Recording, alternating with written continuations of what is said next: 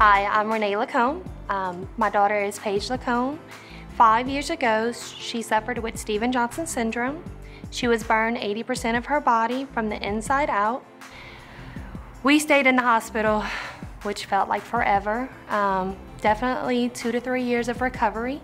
I'm Dustin Saunier. I play country music for a living, and that's about it. 4 years ago, my son Hadley was born, and he was born 9 weeks premature.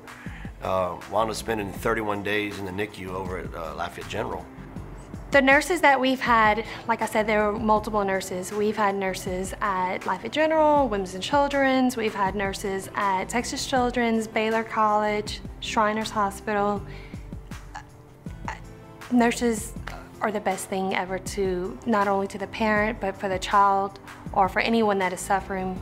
It was really an interesting thing to watch these nurses work with him, because it takes a very kind-hearted person and a very strong person to work in the NICU, because you look at it, when I would go in there, you look at it and it's a bunch of little babies that are fighting for their lives and trying to stay there, and these nurses see that every day, and to me it was just a sad, sad sight. And you know, they deal with it every day, 12-hour shifts of that every day, and to see them be able to deal with it, you know, and really show these kids love that their parents can't give them because they're stuck in these little boxes and all that stuff.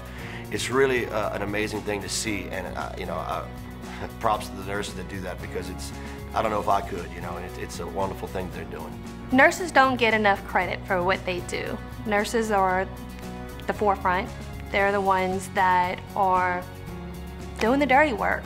Not being able to have your child at home with you, it was very difficult on my wife and I, but you know, every time we would go into the NICU, the nurses were just so great, and they're just so nice, and they were so you know, warming, and they're motherly kind of. They give you this feeling that everything's going to be fine and the kids are taken care of. And you know, he's 4 and he's 4.5 foot tall. And they said one of the nurses actually saw us at a restaurant in town and said, "This is Hadley," and I said, "Yeah, he's a big guy now." And they said, "We didn't expect him to be that big." And I said, "Well, y'all did a good job, I guess." My daughter is thriving. She's doing amazingly well. She still has a lot of medical to come, but without a nurse being there on the side, rooting for her and saying, "Paige, you got this, lift your head up, it's gonna be fine. We're here to help you and support you." I'm not sure she would be as a happy child as she is today. You know, and Hadley now, he's 4. He just turned 4 in July, and he is a rambunctious little character. He's just like his dad, I guess. He loves music, he loves to sing, he's learning how to play guitar.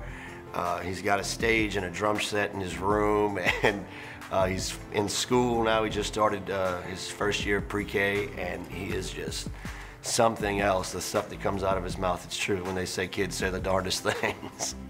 Considering all things that have happened to Paige, surprisingly, she does want to be a nurse because she wants to be able to help others, especially patients that have gone through things that she has gone through at a young age. It has definitely made her